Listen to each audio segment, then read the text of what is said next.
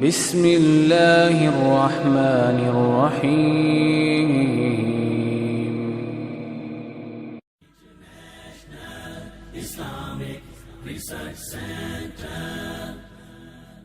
قرآن پاک میں اللہ سبحانہ و تعالی نے شوہر اور بیوی دونوں کو ایک دوسرے کا لباس بتایا ہے. ارشاد باری تعالی ہے ہن لباس لکم وانتم لباس لہن، وہ تمہارا لباس ہے اور تم ان کا لباس ہو. اور لباس انسان کے لیے حفاظت، زیب و زینت اور سکون کا باعث ہوتا ہے. انسان اپنے لباس سے پہچانا جاتا ہے. انسان اپنے لباس کی کیئر کرتا ہے، اس کی حفاظت کرتا ہے، نگہداشت کرتا ہے، اس کے بارے میں کانشیس ہوتا ہے، اس سے غافل نہیں ہوتا، کیونکہ وہ اس کی شخصیت کو خوبصورت بناتا ہے. اور اگر لباس اچھا نہیں تو شخصیت داغدار ہو جاتی ہے. تو جس طرح لباس اور جسم کا باہم تعلق ہے، ایک مضبوط تعلق، قریبی تعلق، اسی طرح شوہر اور بیوی کا بھی باہم ایک مضبوط قریبی تعلق ہوتا ہے. اس لیے دونوں جب تک ایک دوسرے کے حقوق ادا نہ کریں، دونوں ایک دوسرے کا خیال نہ رکھیں، تو کوئی بھی خوشگوار خاندان جنم نہیں لے سکتا.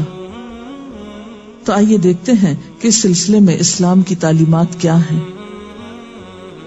سب سے پہلے شوہر کو یہ تلقین کی گئی کہ وہ بیوی کے ساتھ اچھا سلوک کرے. قرآن پاک میں اللہ تعالیٰ فرماتے ہیں وَعَاشِرُوهُنَّ بِالْمَعْرُوفِ، اور ان عورتوں کے ساتھ معروف طریقے سے، بھلے طریقے سے زندگی بسر کرو. حجۃ الوداع کے موقع پر نبی صلی اللہ علیہ وسلم نے مردوں کو تلقین کرتے ہوئے فرمایا لوگو سنو، عورتوں کے ساتھ اچھے سلوک سے پیش آؤ، کیونکہ وہ تمہارے پاس قیدیوں کی طرح ہیں. تمہیں ان کے ساتھ سختی کرنے کا کوئی حق نہیں سوائے اس صورت کے جب ان کی طرف سے کھلی ہوئی نافرمانی سامنے آئے. اسی طرح آپ نے اپنے اس خطبے میں یہ بھی فرمایا کہ دیکھو سنو، تمہارے کچھ حقوق تمہاری بیویوں پر ہیں اور تمہاری بیویوں کے کچھ حقوق تم پر ہیں. تمہارا حق ان پر یہ ہے کہ وہ تمہارے بستروں کو ان لوگوں سے نہ روندوائیں جن کو تم ناپسند کرتے ہو، اور تمہارے گھروں میں ایسے لوگوں کو نہ آنے دیں جن کا آنا تمہیں ناگوار ہو. اور سنو، ان کا تم پر یہ حق ہے کہ تم انہیں اچھا کھلاؤ اور اچھا پہناؤ. اسی طرح اسلام شوہر کو یہ حکم بھی دیتا ہے کہ وہ بیوی کے ساتھ خوشگمان رہے. اور اگر دیکھا جائے تو انسانی گمان اور انسانی سوچ انسان کے عمل کی بنیاد بنتی. آپ کسی کے ساتھ بھی اچھا سلوک اسی وقت کر سکتے ہیں جب آپ اس کے بارے میں حسن ظن رکھتے ہوں، اس کے بارے میں اچھی سوچ رکھتے ہوں، اس کے لیے برا نہ چاہتے ہوں. اسی لیے ہم دیکھتے ہیں کہ قرآن پاک میں اللہ سبحانہ وتعالیٰ فرماتے ہیں کہ فَإِن كَرِهْتُمُوهُنَّ فَعَسَىٰ أَن تَكْرَهُوا شَيْئًا وَيَجْعَلَ اللَّهُ فِيهِ خَيْرًا كَثِيرًا، کہ اگر وہ تمہیں کسی وجہ سے ناپسند بھی ہوں تو ہو سکتا ہے کہ ایک چیز تمہیں پسند نہ ہو مگر اللہ تعالیٰ نے اسی میں تمہارے لیے بہت کچھ بھلائی رکھی ہو. اس مفہوم کو آپ صلی اللہ علیہ وسلم نے ایک حدیث میں یوں بیان کیا ہے کہ کوئی مومن اپنی مومنہ بیوی سے نفرت نہ کرے. اگر بیوی کی کوئی عادت اس کو پسند نہیں تو ہو سکتا ہے کوئی دوسری خصلت اس کو پسند آ جائے. اسی طرح بیوی کے ساتھ عفو درگزر کی روش اختیار کرنے کا بھی حکم دیا گیا ہے، کیونکہ گھر میں 100 معاملات ایسے ہو سکتے ہیں جن میں دونوں کو ایک دوسرے سے اختلاف ہو، یا ایک دوسرے کی کوئی بات ناپسند ہو، یا ایک دوسرے کی طرف سے کچھ زیادتی ہو. تو ایسی صورت میں جب تک معاف کرنے کی روش پر عمل نہ کیا جائے بہتری نہیں ہو سکتی، کیونکہ انسان تو خطا کا پتلا ہے، غلطی تو اس سے ہوگی. اس لیے قرآن پاک میں خاص طور پر اہل ایمان کو حکم ہے یا ایھا الذین آمنوا ان من ازواجکم واولادکم عدوا لکم، اے لوگو جو ایمان لائے ہو، تمہاری بعض بیویاں اور اولاد تمہارے دشمن ہو سکتے ہیں. فاحذروہم، ان سے محتاط رہو. وَإِن تَعْفُوا وَتَصْفَحُوا وَتَغْفِرُوا فَإِنَّ اللَّهَ غَفُورٌ رَحِيمٌ، پھر اگر تم معاف کر دو، بخش دو، عفو درگزر سے کام لو تو بے شک اللہ تعالیٰ بھی غفور الرحیم ہے. معاف کرنے کے لیے یہاں پر 3 الفاظ ایک جگہ پر استعمال ہوئے ہیں، تعفو، تصفحو، تغفرو۔ اس سے آپ اندازہ لگا سکتے ہیں کہ کس قدر تاکید ہے معاف کرنے کی، اور ایک اچھا گھرانہ معاف کیے بغیر ایک دوسرے کو وجود میں آ ہی نہیں سکتا۔ نبی صلی اللہ علیہ وسلم نے خاص طور پر عورت کے ساتھ اچھے سلوک کی تلقین کرتے ہوئے فرمایا، عورتوں کے ساتھ اچھا سلوک کرو، عورت پسلی سے پیدا کی گئی ہے اور پسلیوں میں سب سے زیادہ اوپر کا حصہ ٹیڑھا ہے، اس کو سیدھا کرو گے تو ٹوٹ جائے گی، چھوڑ دو گے تو ٹیڑھی رہے گی، بس عورتوں کے ساتھ اچھا سلوک کرو۔